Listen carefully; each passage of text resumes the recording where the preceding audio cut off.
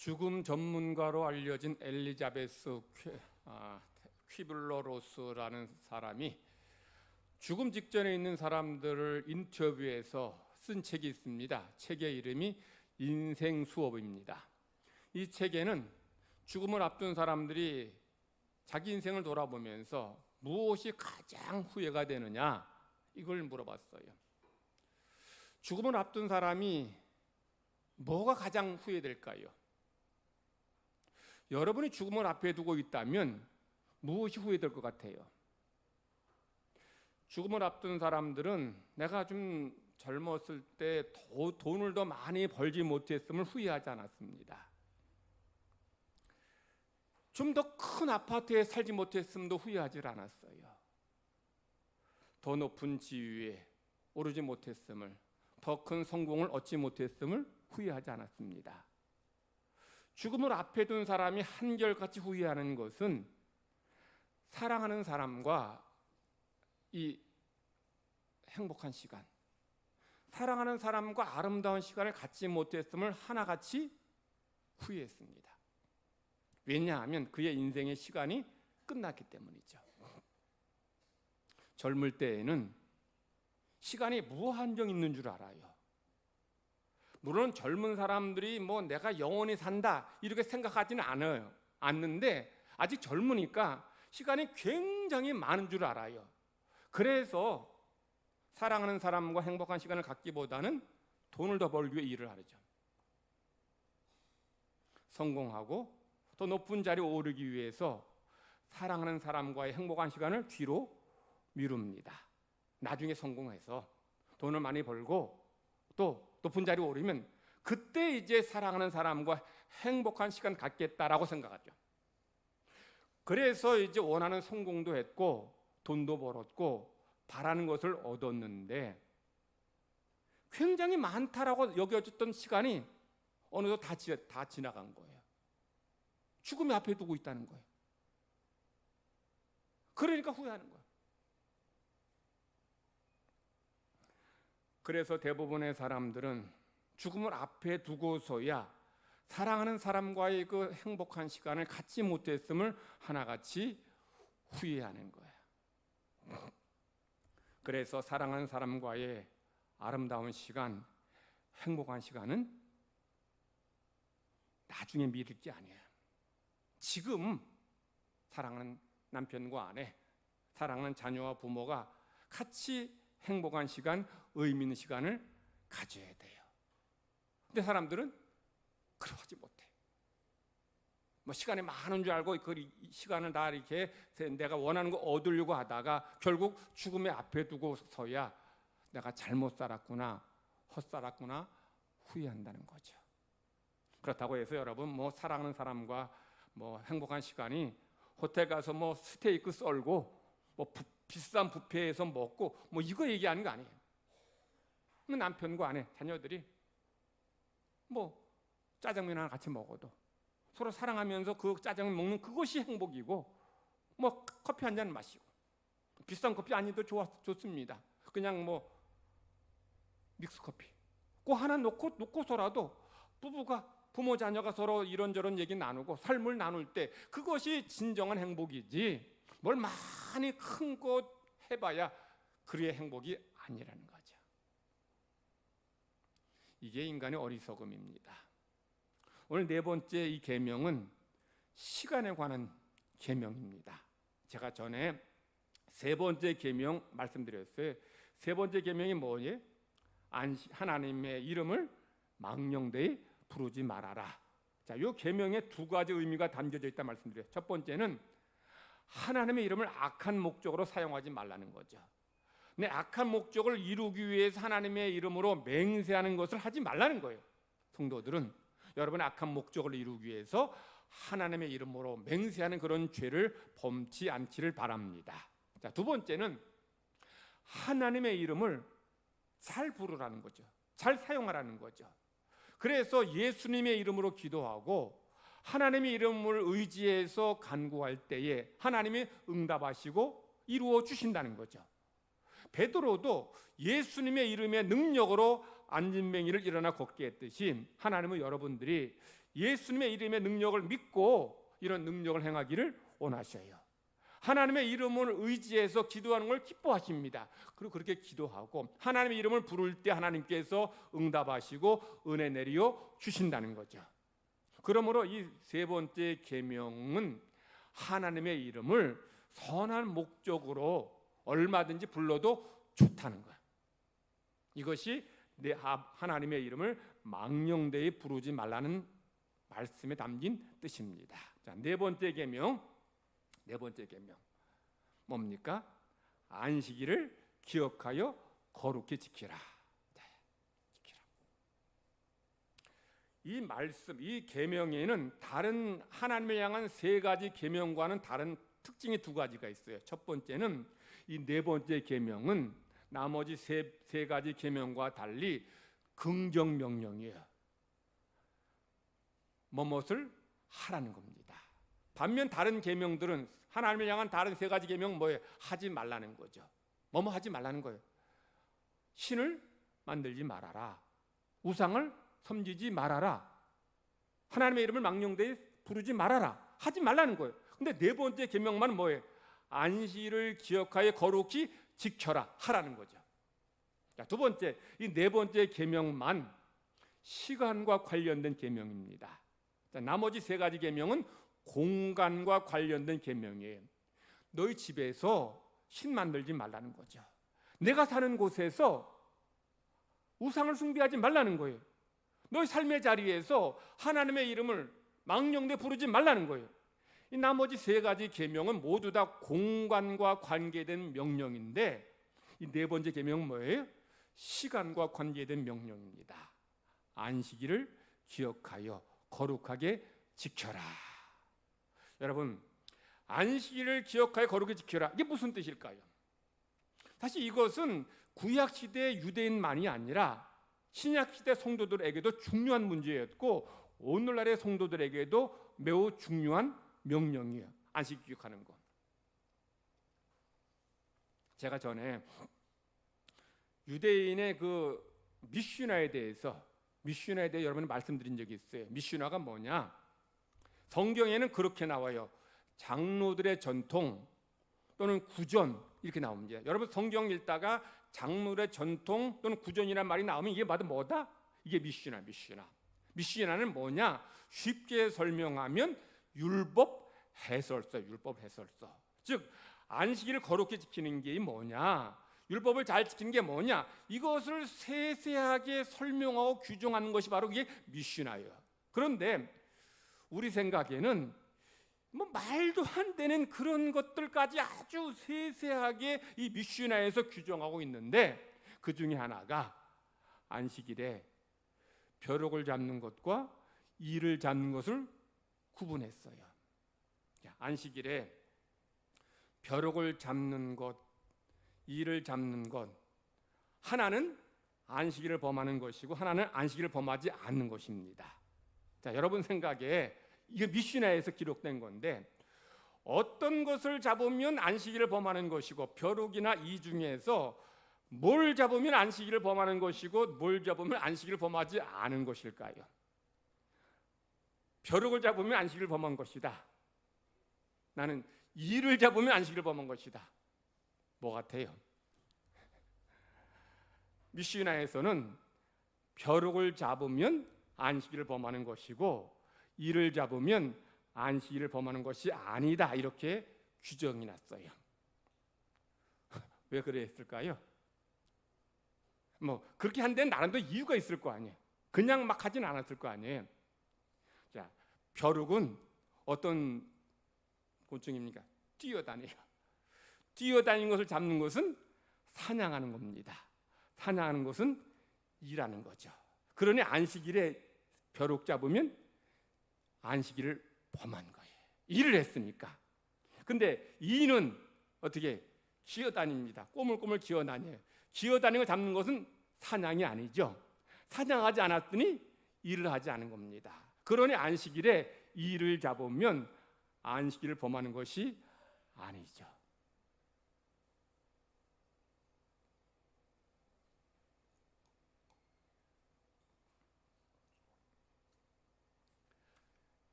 우리 생각에는 헛웃음이 나오는 이야기입니다만은 유대인들에게는 매우 신박하고 중요한 문제입니다. 왜냐하면 안식일을 잘 지키는 것이야말로 하나님 백성의 의무라고 생각하기 때문이에요.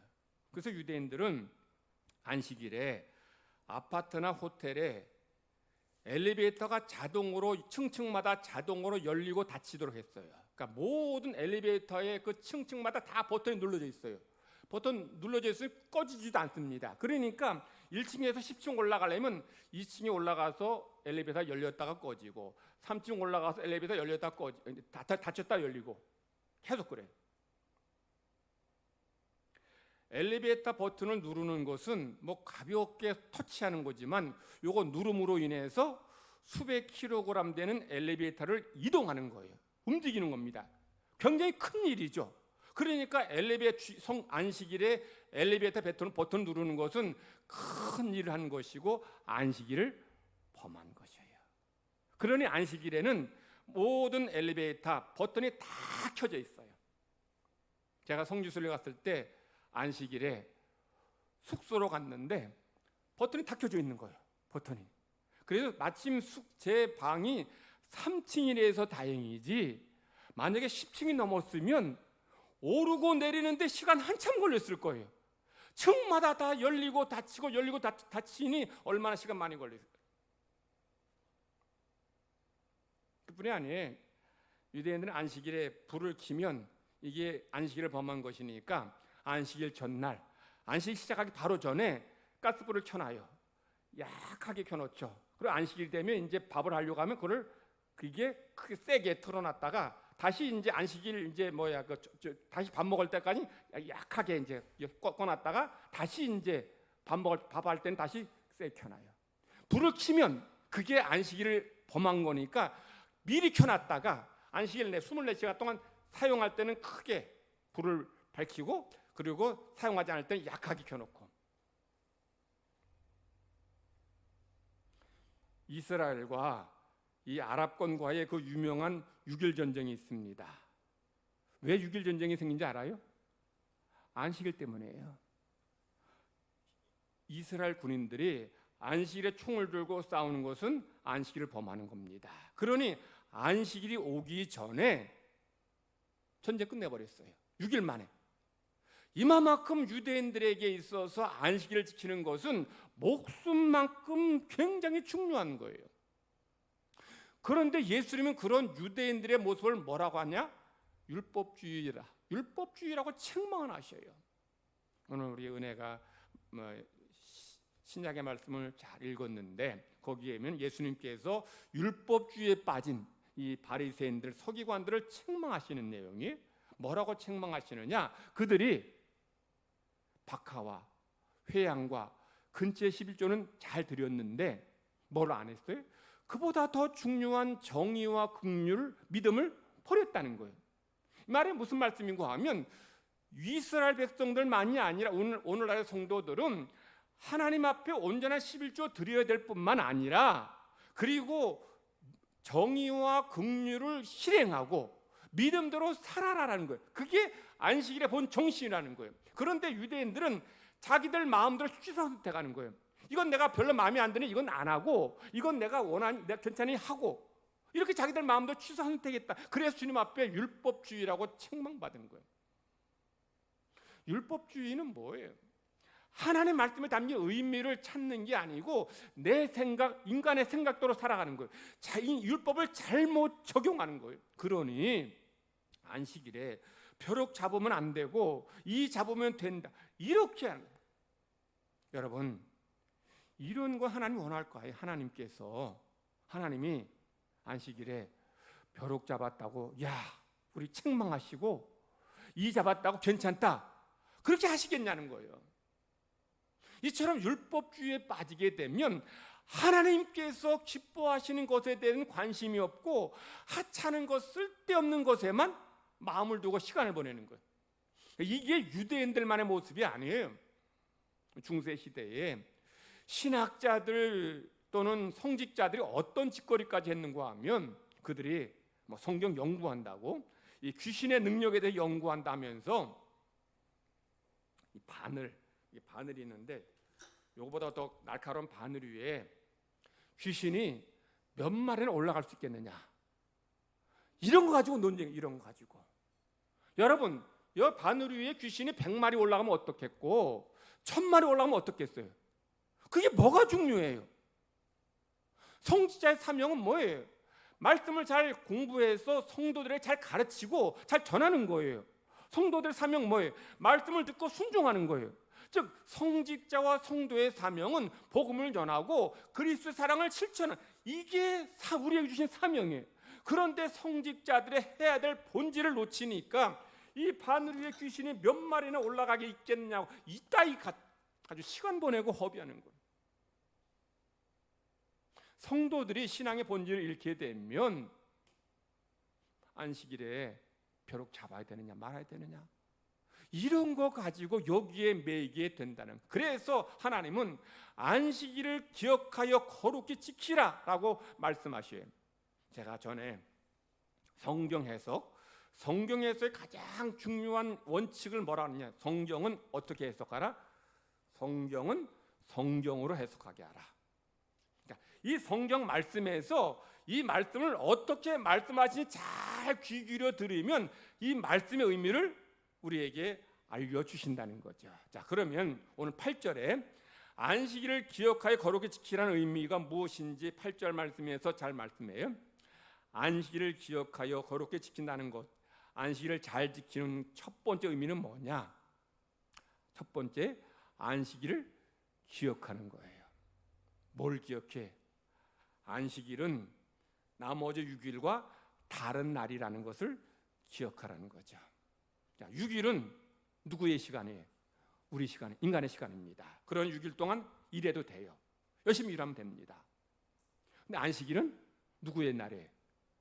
하나님의 날입니다. 그래서 10절에 뭐라 그래? 일곱째 날은 내 하나님 여호와의 안식일인즉. 자, 안식일은 누구의 날이라 그래? 하나님의 날이, 하나님의 날. 그러면 안식일은 인간의 시간, 인간의 날이 아니라 하나님의 날, 하나님의 시간이라는 거죠. 그러니까 안식일을 기억한다는 것은 안식일은 하나님의 시간임을 기억하라는 거죠. 안식일이 하나님의 시간이니 성도들은 안식일에 하나님 말씀대로 살아야 돼요.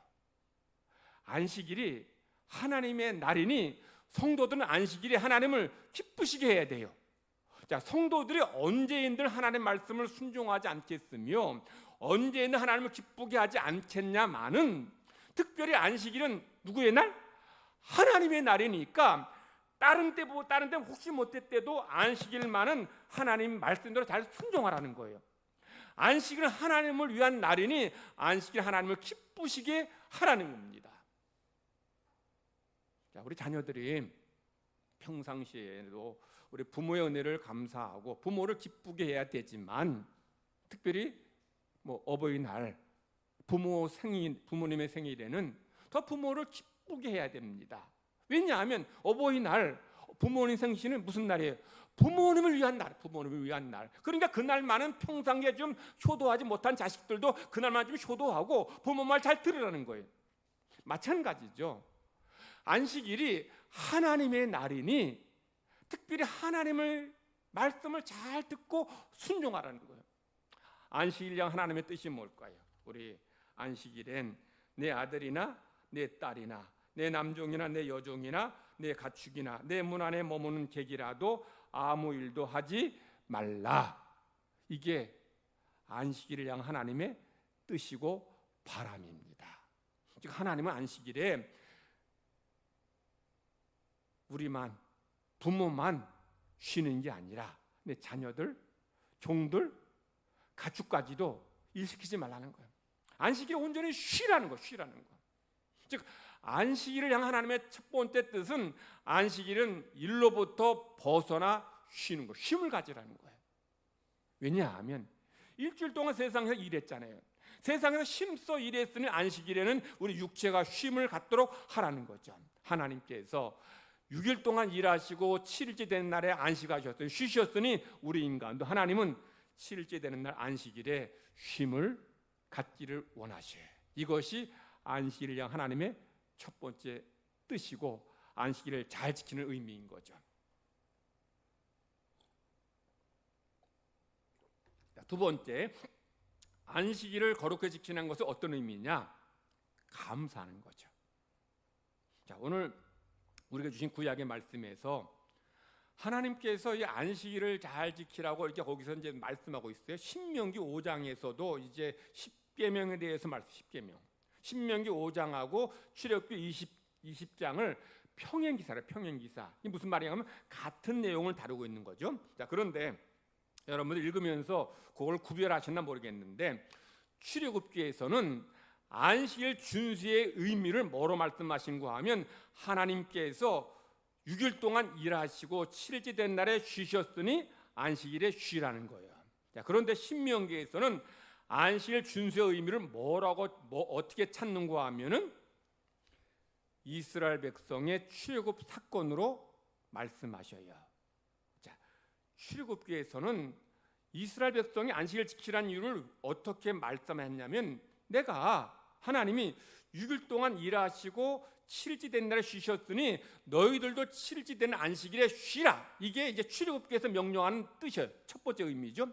두 번째, 신명기에서는 왜 안식일을 지켜야 되느냐?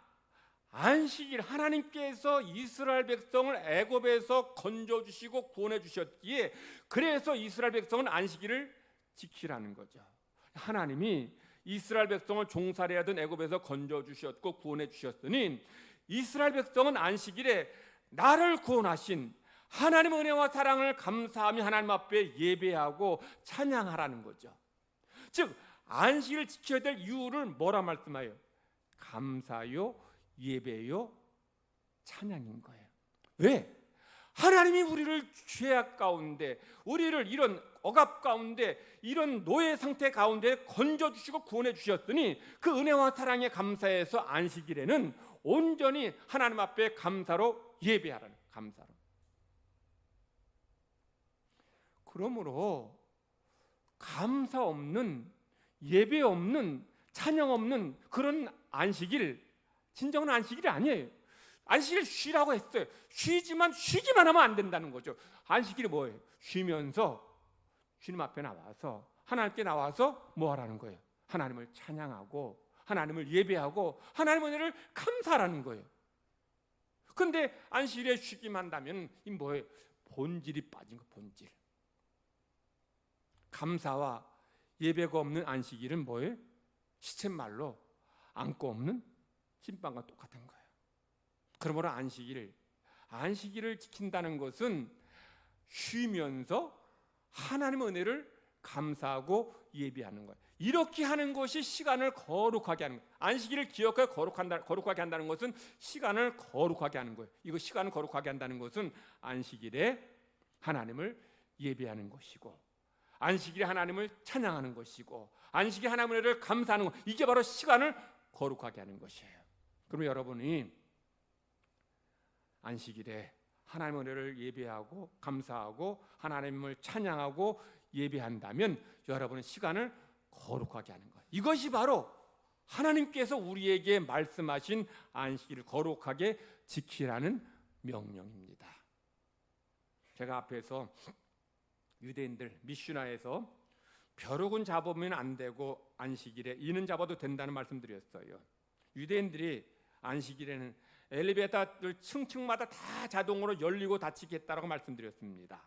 그런데 정작 예수님은 그런 유대인들의 그런 모습을 이제 책망하시더라고요. 율법주의라고 책망.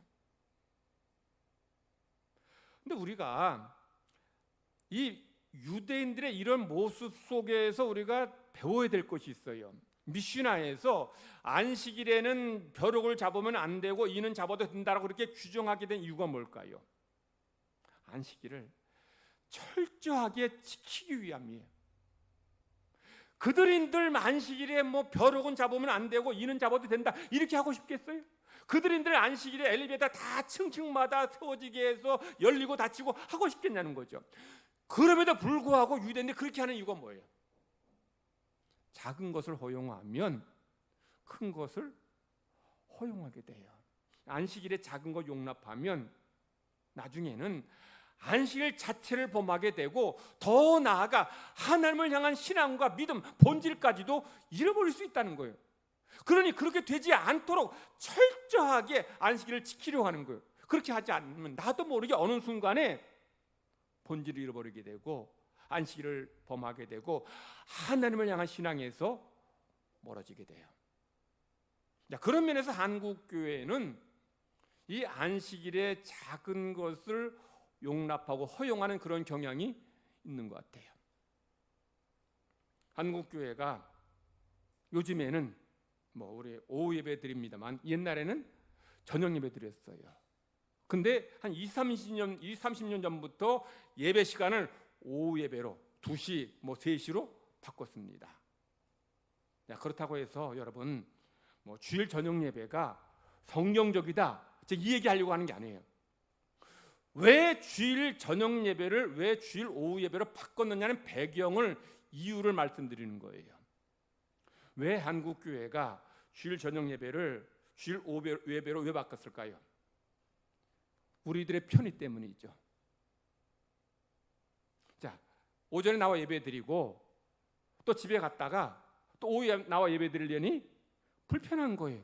그러니 한번 이왕 아침에 와서 예배 드리고 점심 먹고 오후 예배까지 다 드리고 한 번에 다 퉁치 그렇게 하고 가면 얼마나 편하냐. 나쁘다는 얘기 아니에요. 물론 옛날에는 그게 가능했어요. 왜냐하면 교회 주변에 다 모여 살았더니 오전 예배 드리고 갔다가 저녁 먹고 다시 와서 예배들이 돼요. 근데 요즘에는 30차로 탄 시간 30분, 서울 같으면 2시간도 걸려요. 그래 먼데 왔다가 다시 또 저녁 때 오려니 안 되니까, 어려우니까 그러면 오후 예배로 하자. 그래서 이제 어느 순간부터 이제 오후 예배를 드리게 된 거예요. 그 자체를 좀 탓하고 나쁘다는 게 아니에요. 그런데 작은 것을 용납하게 되면서 점점 뭐예요? 오후 예배가 사라지게 되고 오후 예배 참석이 점점 더 줄어들게 되는 거예요. 우리 교회는 감사하게도 하나님의 은혜로 오후 예배 참석하는 비율이 다른 교회에 비해서 월등히 높아요. 다른 교회, 큰 교회에는 오전 예배 참석하는 사람의 10분의 1도 오후 예배 참석 안 해요. 어떤 교회는 오후 예배도 안 되는 교회도 많아요. 왜 그래? 작은 건 허용하다 보니까. 허용하면서 이제 오후 예배를 가자. 오후 예배 하니 그것도 아주 귀찮아. 그것도 안 나. 그것도 없애버리는 거예요. 이게 인간의 본성이에요. 걷다 보면 앉고 싶고, 앉으면 눕고 싶고, 누우면 자고 싶고. 그게 우리 인간의 모습이에요. 그러니까 유대인들이 오죽하면, 유대인들 얼마나 그 본성을, 인간 본성을 잘 알겠어. 그러니 오죽하면 안식일에 벼룩 잡으면 안 되고 엘리베이터 다 켜키게 하고. 왜 그렇게 하려고 그래요? 작은 거 허용하기 시작하면 점점 더 우리 편의를 위해서, 우리 만족을 위해서 이게 다 포기하게 돼. 결국에는 하나님을 향한 신앙까지 잃어버릴 수 있다. 이거 안 하려고 그렇게 치열하게 안식일 지키려고 하고 율법 지키려고 몸부림치는 거예요. 우리가 안식일에 하나님의 은혜를 감사하면서 정말 이왕 모인 김에 오전 예배 드리고 오후 예배 다 드리고 괜찮습니다. 중요한 거 우리가 정말 하나님의 은혜를 감사하는 마음으로 그렇게 예배하고, 어찌하든지 오전 예배든 오후 예배든 저녁 예배든 내가 정말 그 하나님의 은혜를 감사하는 마음으로 예배 드리려고 하는 그 마음, 정신, 이걸 놓치지 말라는 거죠. 놓치기 시작하면 본질을 잃어버릴 수 있어요. 하나님께서 안식일을 기억하여 거룩히 지키라, 이 말씀하신 의미가 무엇인지 우리는 잘 알아야 돼요. 안식일에 쉬어요. 쉬고 하나님께 감사하고 찬송하고 예배할 때에 온종일 하나님 앞에 그렇게 예배할 때 하나님께서 그런 우리를 귀히 보시고 그날 복되게 해 주십니다. 이런 은혜가 여러분의 삶에 넘치기를 간절히 바랍니다. 하나님 아버지 감사합니다. 안식일을 기억하여 거룩히 지키라는 네 번째 계명에 담긴 하나님의 뜻, 하나님의 말씀이 무엇인지 들려주시니 감사드립니다. 우리가 하나님의 말씀을 잘 귀 기울여 듣고 순종함으로 하나님을 기쁘시게 하는 우리가 되게 하시고 그로 인해 하나님께서 주시는 은혜가 우리의 삶의 자리에 넘쳐나게 하여 주시옵소서. 쉼을 주신 하나님 감사합니다. 쉼을 가지며 하나님의 은혜를 감사하며 예배할 때에 성도들의 신앙이 살고 영혼이 잘됨과 같이 범사가 잘되고 강건해지며 하나님 주신 은혜 속에 승리하는 복된 삶을 사는 성도들 되게 하여 주시옵소서. 감사드리며 예수님의 이름으로 기도드리옵나이다.